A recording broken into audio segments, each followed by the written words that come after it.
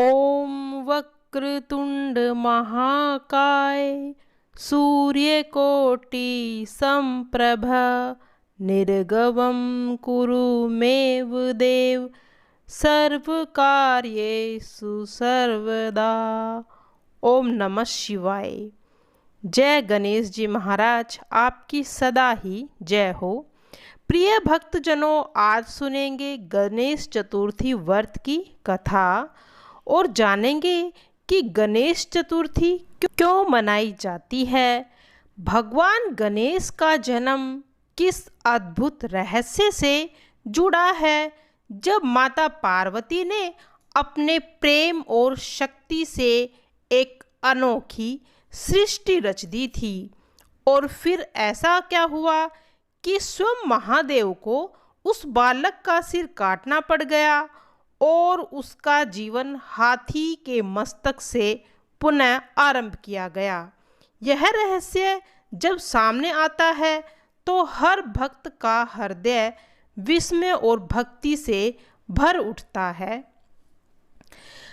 गणेश जी जन्मे तो उनका उत्सव 10 दिनों तक क्यों मनाया जाने लगा? क्यों देवताओं और मनुष्य ने लगातार 10 दिन तक उनका गुणगान, उनकी पूजा क्यों की? क्यों आज तक यह परंपरा चली आ रही है? और यह भी एक रहस्य ही है। भगवान गणेश केवल पूजा के देव नहीं, बल्कि विघ्न को हरने वाले भगवान है। इतिहास के पन्नों में भी गणेश के उत्सव का अनोखा अध्याय छिपा हुआ है, जिसे लोग मनाते हैं। गणेश जी के स्वरूप की, उनका विशाल मस्तक, उनकी सूंड और उनके बड़े कान, उनका छोटा मुख और उनका उदर, हर अंग एक जीवन का संदेश देता है। छोटा मुख हमें जीवन की गहरी शिक्षा देता है।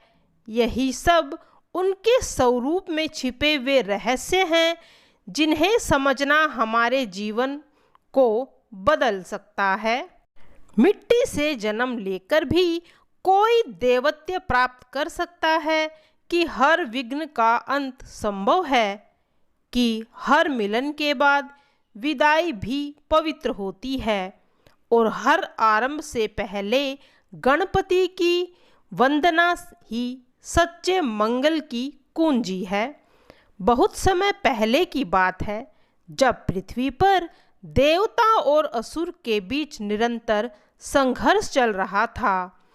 तब समस्त लोकों के प्राणियों को एक ऐसे देव की आवश्यकता महसूस हुई जो न केवल देवताओं का वरदान बने, बल्कि मनुष्य के जीवन में भी सुख, समृद्धि और शांति का संचार करे।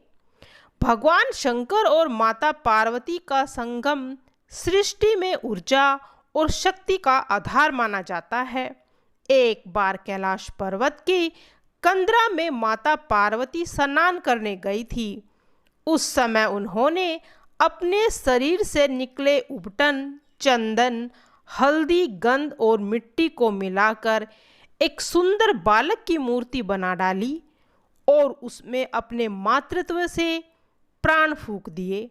वह बालक उनके लिए पुत्र समान हो गया। यही बालक आगे चलकर गणेश जी कहलाए।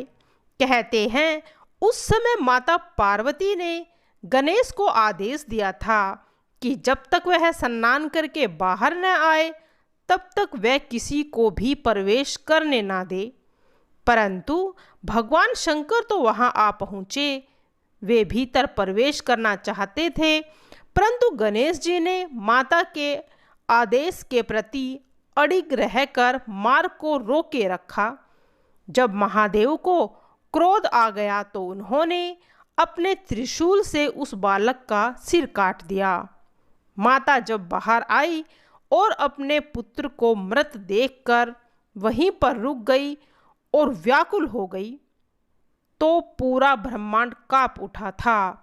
देवताओं ने माता को शांत करने का प्रयास भी किया, किंतु उनका रुदन थम नहीं रहा था। तब भगवान शंकर ने देवताओं को उत्तर दिशा में मिलने वाला पहला जीवित प्राणी लेके आने का आदेश दिया और वह प्राणी था हाथी। महादेव ने उसका सिर लेकर गणेश के धड़ पर स्थापित कर दिया। इस प्रकार गणेश जी को पुनर्जीवन दान मिला और देवताओं में पुण्य और पूज्य बन गए। इसी दिन को भाद्रपद मास की शुक्ल चतुर्थी कहा गया। तभी से इस दिन गणेश चतुर्थी के रूप में मनाया जाने लगा। मंगलहर्ता की, विघ्नकर्ता की उन्हें उपाधि दी गई और सबसे पहले पूजन का भी वही विधान बना। इसी प्रकार गणेश चतुर्थी केवल एक जन्म का उत्सव न रहकर जीवन के प्रत्येक शुभ अवसर की एक आधारशिला बन गया था। विष्णु जी ने उन्हें बुद्धि और विवेक का वरदान दिया और स्वयं महादेव ने अपने आंशिक स्वरूप का आश्रय दिया था। इस प्रकार गणेश देवता न केवल शक्ति और बल के प्रतीक बने, बल्कि ज्ञान, बुद्धि और सफलता के अधिष्ठाता भी बन गए। यही कारण है कि जब शुभ कार्य किया जाता है तो पहले गणपति जी का आवाहन किया जाता है। पौराणिक कथाओं के अनुसार जब गणेश जी को नया जीवन मिला और देवताओं ने उनके गुणों का गुणगान किया, तब स्वर्गलोक से लेकर धरती तक 10 दिनों तक उत्सव मनाया गया था।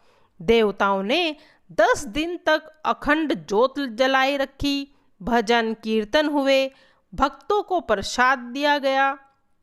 इस परंपरा के आधार पर आज भी गणेश चतुर्थी का पर्व 10 दिनों तक चलता है।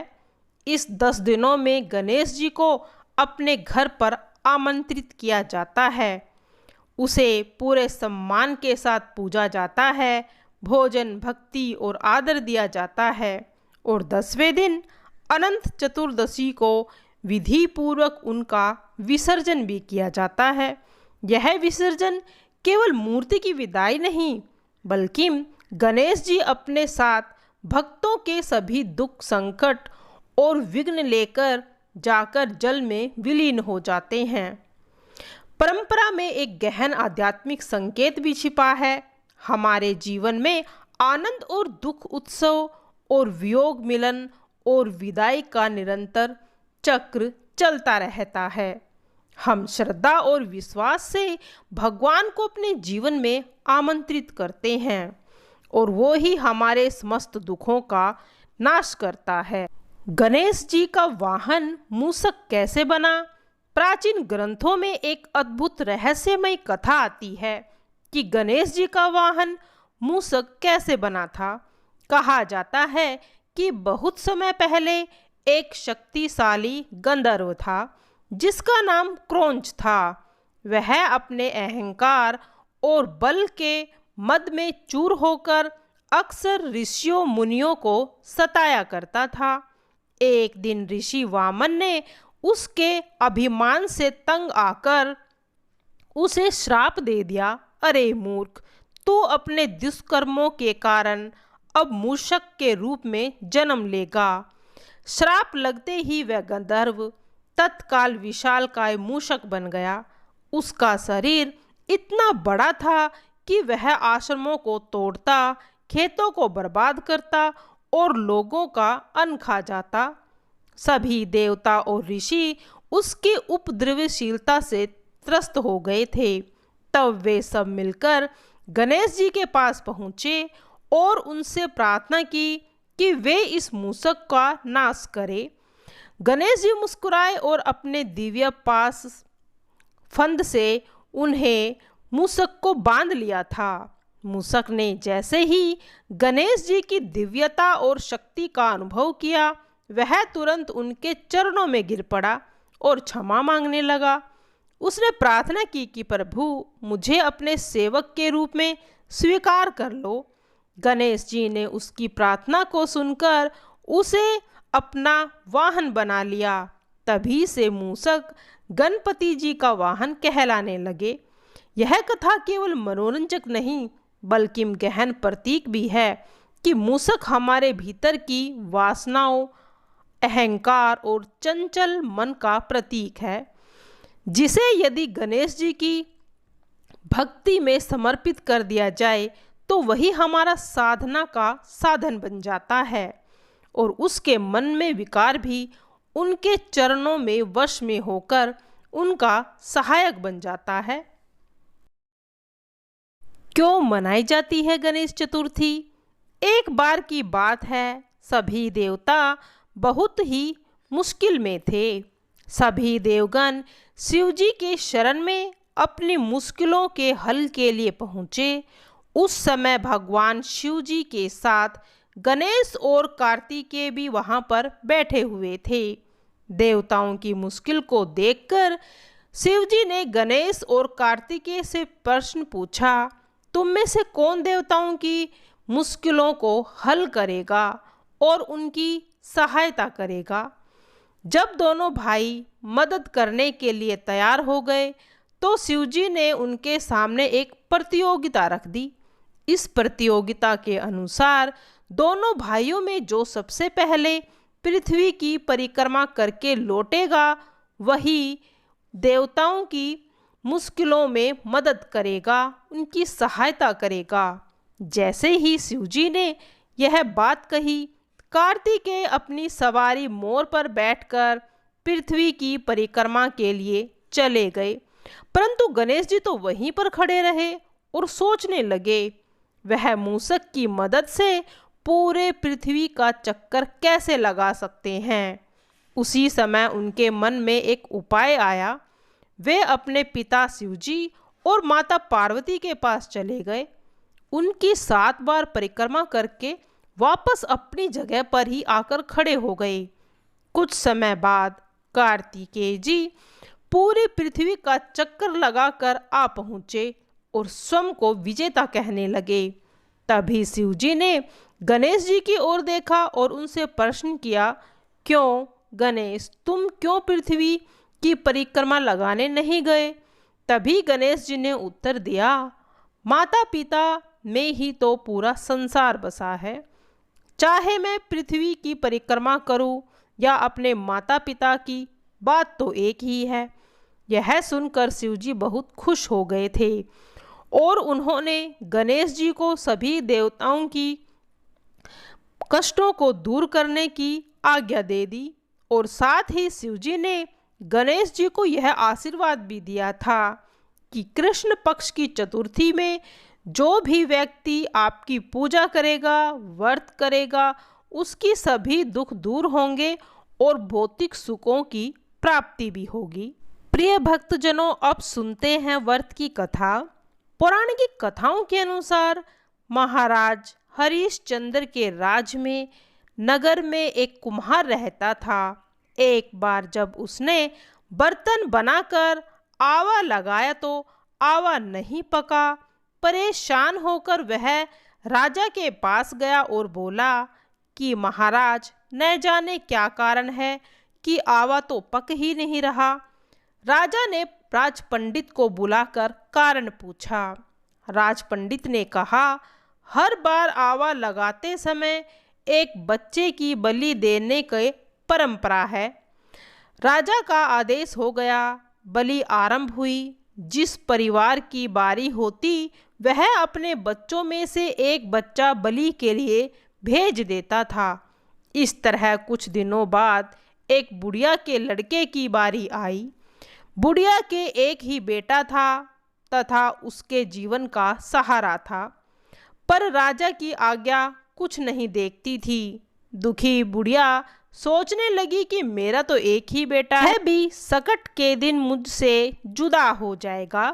तभी उसको एक उपाय सोचा। उसने लड़के को सकट की सुपारी तथा दूब का बीड़ा देकर कहा, भगवान का नाम लेकर आवा में बैठ जाना, सकट माता तेरी रक्षा करेंगी। सकट के दिन बालक आवा में बिठा दिया गया और बुढ़िया सकट माता के सामने बैठकर पूजा प्रार्थना करने लगी। पहले तो आवा पकने में कई दिन लग जाते थे, पर इस बार सकट माता की कृपा से एक ही रात में आवा पक गया। सवेरे कुम्हार ने देखा तो हैरान रह गया। आवा पक गया था। बुढ़िया का बेटा जीवित व सुरक्षित था।